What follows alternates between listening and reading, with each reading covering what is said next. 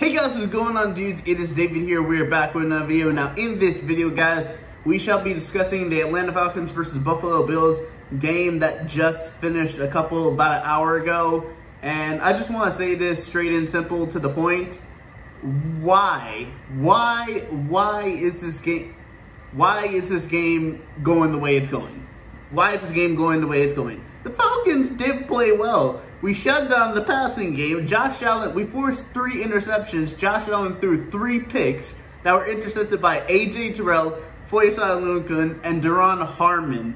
We shut down Stephon Diggs. Stephon Diggs only had 52 receiving yards out of 5 receptions, and he had no touchdowns, so we did shut down Stephon Diggs.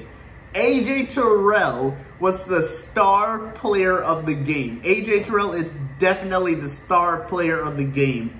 Oh, when we get into A.J. Terrell's stats, man, I'm so happy the Falcons drafted him, and I believe in A.J. Terrell, and I probably will be getting an A.J. Terrell jersey very, very soon.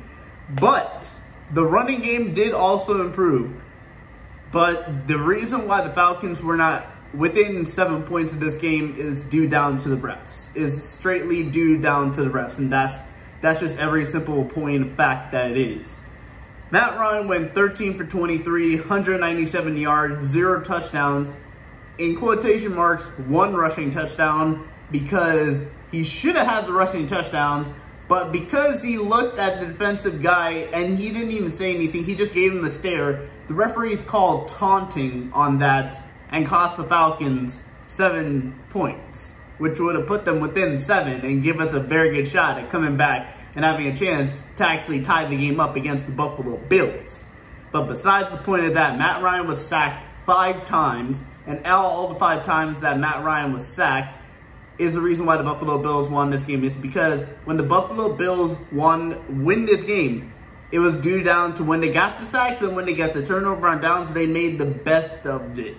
When we get into the Buffalo Bills stats, it's going to be very interesting. But running game, Mike Davis had 8 carries, 42 yards, 1 touchdown. Cordell Patterson had 9 carries, 28 yards, 0 touchdowns. And Olison had 3 carries, 19 yards, 0 touchdowns. So in total, the Falcons offense Falcons rushing game did in fact have 89 total yards. And I did say in my preview that they would need to have at least 80 to 100 yards to get within the shot of beating the Buffalo Bills. Receiving, up until he got injured, Kyle Pitts was definitely the star of the game, had 2 receptions for 69 yards, 0 touchdowns. Gage had 3 receptions for 50 yards, 0 touchdowns. Hesse, who came in to replace Kyle Pitts after Kyle Pitts got injured with the hamstring injury, he had 3 receptions, 31 yards, 0 touchdowns. And Cordell Patterson had 2 receptions for 24 yards, 0 touchdowns. So that concludes the offense for the Atlanta Falcons. But now let's get into the defense. A.J. Terrell, definitely star player of the game. A.J. Terrell had 6 tackles, 1 tackle for loss, 1 sack, and 1 interception. So that is absolutely good. I had him on my bench in fantasy, and he gave me over 50 points. And I knew something was going to be good about A.J. Terrell, but we'll see how he does in the last game of the season against the New Orleans Saints. Faisal Luncan had 7 tackles, 1 interception, 2 pass deflections, and Deron Harmon had 3 tackles, 1 interception, and 2 pass deflections. But the reason why the Falcons lost this game against the Buffalo Bills is due down to the Falcons could not stop the rushing game. The Falcons got run on again. If the New Orleans Saints are going to be looking at anything when it comes to next week's matchup against the Atlanta Falcons, it's going to be looking to rush it. Because the Bills had 230 yards total rushing and 4 rushing touchdowns. 4 touchdowns from rushing. Josh Allen threw 0 picks. He threw 3 picks, and he threw 0 touchdowns. Josh Allen was 11 for 26, 120 yards, and 3 picks. That's a good game for the Atlanta Falcons passing defense, but the passing defense.